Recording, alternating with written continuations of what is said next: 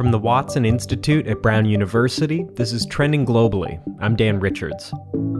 In February, a colleague at Watson forwarded me an email she received from a former student. The subject heading was one that I certainly had never come across before. I write to you in desperation and with my life at risk. That's Min. Well, that's not his real name, but that's what we'll call him in this episode to protect his privacy. Min wrote to us from Yangon, the capital of Myanmar. As you've maybe read, there was a military coup in Myanmar in February. Min's been part of the protests against this coup, and he's been trying to get word out to the rest of the world about what's happening in his country. So after getting that email, I reached out to Min, and we ended up talking a few times over the last couple of weeks. Because of the time difference, we'd talk in what was my morning in Rhode Island and Min's late evening in Yangon. They were incredibly illuminating conversations, in more ways than one. So on this episode, life in a military coup and a message from Myanmar.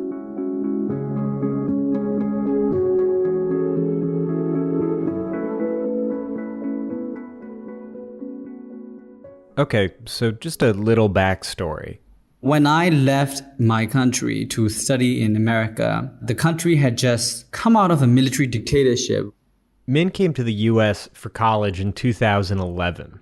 And like he said, at that time, Myanmar was in the beginning of a massive transformation. Myanmar had been ruled by its military for much of the last half-century. But the country also has a long history of citizens pushing for democratic reform. And in the late 2000s, it seemed like the military was finally loosening its grip. They rewrote the country's constitution in 2008, they freed political prisoners, and they decided to start holding elections. And in 2015, the National League for Democracy, known as the NLD, a group in Myanmar long associated with democratic reform, won majorities in both houses of parliament. And the NLD's leader, Aung San Suu Kyi, became the equivalent of the prime minister. So Min was watching this whole transition to democracy from abroad, and he was excited for the future of his country. So in 2017, after getting his master's, Min moved back home. I worked for an NGO, and then I did some entrepreneurial work, starting a restaurant business with a couple of friends. I'm passionate about cooking. He was even thinking about getting involved in politics. Now there will be a democratic process where I can participate, run as a candidate, and that was what I wanted to do. In November 2020, just this past November, there was another election in Myanmar. The National League for Democracy won again. They won by a huge landslide. They won 83% of all votes. But the military decided that 5 years of democracy was enough. The military claimed that the elections had been illegitimate. February 1st came, and that was supposed to be the day that the new parliament, led by the NLD, would be sworn in. But instead, February 1st, when people woke up, there was no internet, phone lines weren't working, nothing was working. At 8 a.m., there was a government announcement, and then, a TV presenter came on TV and said, the military has taken over the country. And it was just like that. The transition to democracy in the 2010s had occurred with the military's blessing, and it turned out they could just as easily revoke it. It was shock and disbelief, People were scared, people were petrified, people were afraid that, they might be shot on the streets. But for Min and thousands of other people, that shock quickly turned to something else. Within a week, the protest started. A friend of mine said, hey, let's go.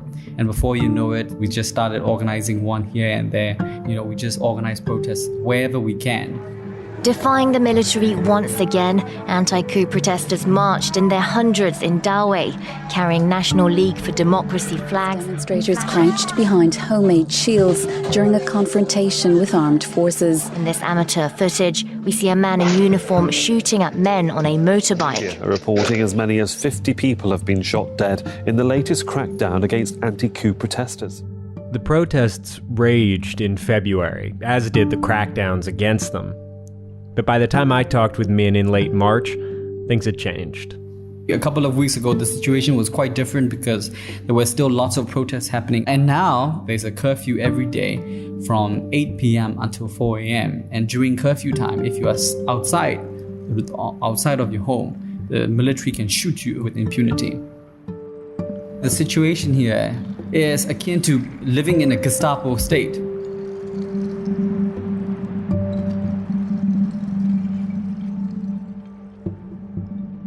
So, what's it like in your neighborhood now? I live in Yangon, the biggest city. Is the commercial heart of the country. It has a population of over 5 million people. And, where I live, it used to be full of restaurants that are full up until 12 a.m. And now, by 5 p.m., it's totally empty. Unless, it is essential for you to leave your home, then you don't leave. How nervous are you in your day-to-day life of, violence or bodily harm?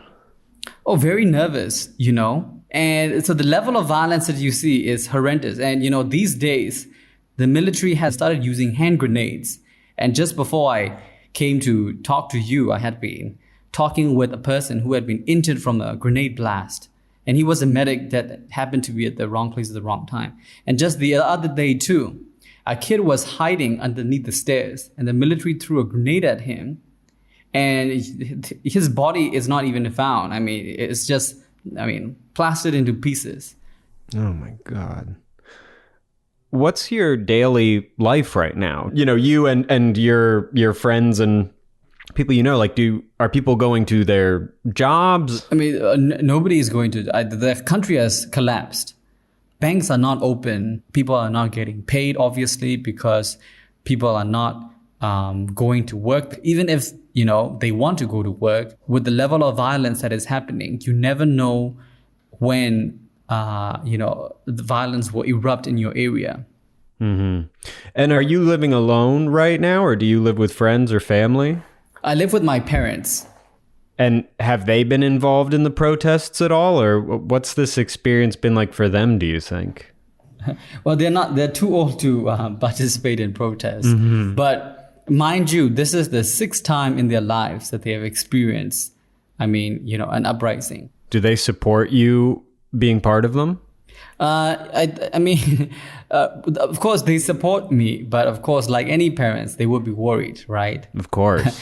Because you're talking about a country where there's no rule of law.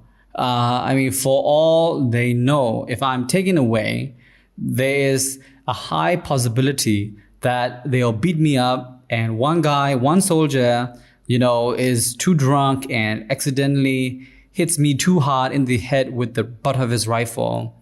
And then I have a clot in my brain and, the next morning I'm dead. And that's a possibility.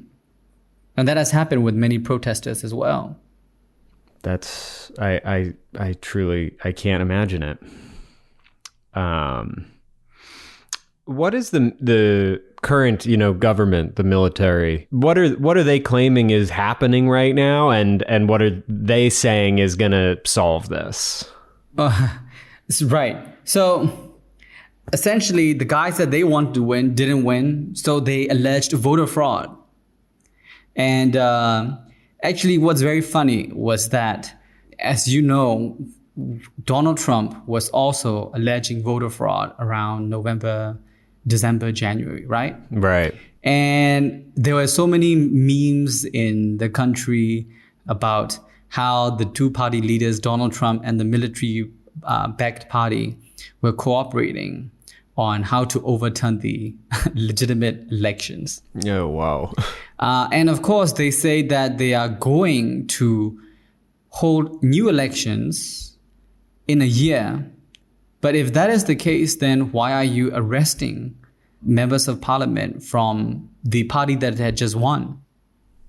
What do you hope for, I don't know what the timeline is, but, in the next few months, what do you hope will come of this period?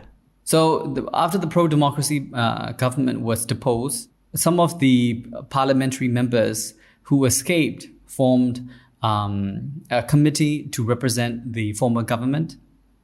So they are pursuing, a parallel political movement that is aiming to delegitimize the military council that is ruling the country, and also to make sure that the international community only recognizes them as the legitimate government. But despite this, Min thinks there's going to be a lot more violence. Myanmar is a very diverse country with over 130 ethnic groups. And the military has, since its inception, been involved in brutally oppressing ethnic minorities. So these ethnic minorities have for decades been fighting a war with the military. So in Myanmar, you have about 20 very strong armed groups. Together, they can form an army of 150,000 soldiers. The deposed government, now the rival government, is calling for a military alliance of all armed groups, supplemented with new recruits from the civilian population. And the armed groups are openly advertising on Facebook, saying, please call this number and join our army. I already know so many people who have joined the armed groups as recruits. Already war is happening, but before long, it will just graduate onto a full-scale civil war. How does that idea of escalation make you feel? I mean, obviously, it's horrible. I mean, it's just like one day everything is peaceful, and a month, 2 months down the line, there are going to be bombs dropped. There's going to be battles being waged on your doorstep. And that is the possibility that has very quickly become a new reality. I mean, I don't know, in 1 month's time, if you call me up again, I might be in the army. Who knows?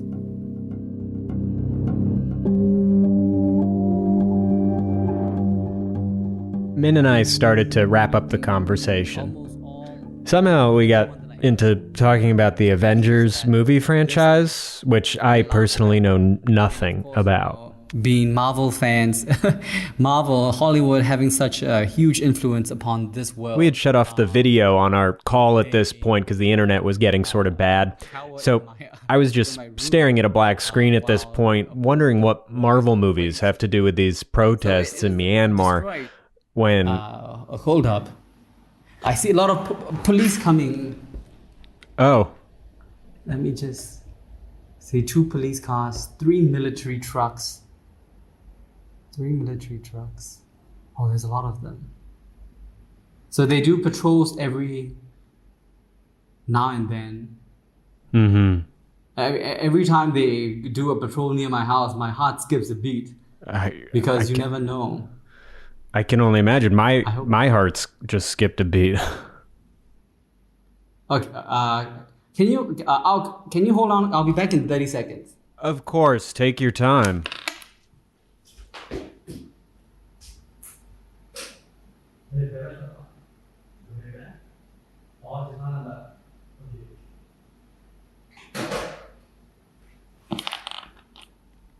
Hello?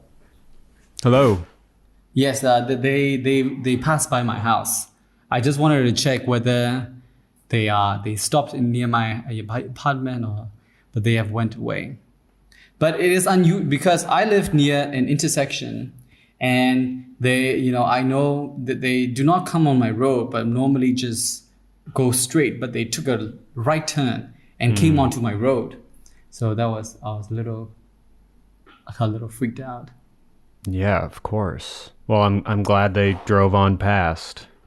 Yes. But as I was just saying, the sad reality, the unfortunate reality is that armed resistance seems to be the only way, especially since the international... We talked a little more about the strategy among the protesters and what he thinks might happen in the next few months. He also went back and told me the plot of the Avengers. Huge battle with the evil guy Thanos and all the famous Avengers. And the point was, which maybe you've already guessed if you know the plot of the Avengers, The point was that Min and his friends and his family feel like they are in a endless, violent saga that has had way too many sequels. And people are just saying, no, this is the last time you will do it. Because if the military can restage a coup anytime that they want, what's to say that they won't do it 20 years from now, right? This is just a fight that we just cannot give in. We signed off a little after that. All right, take care, stay safe.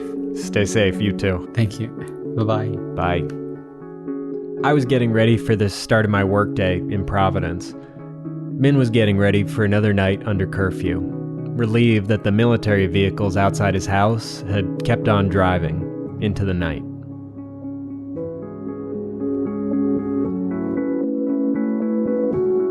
This episode of Trending Globally was produced by me, Dan Richards.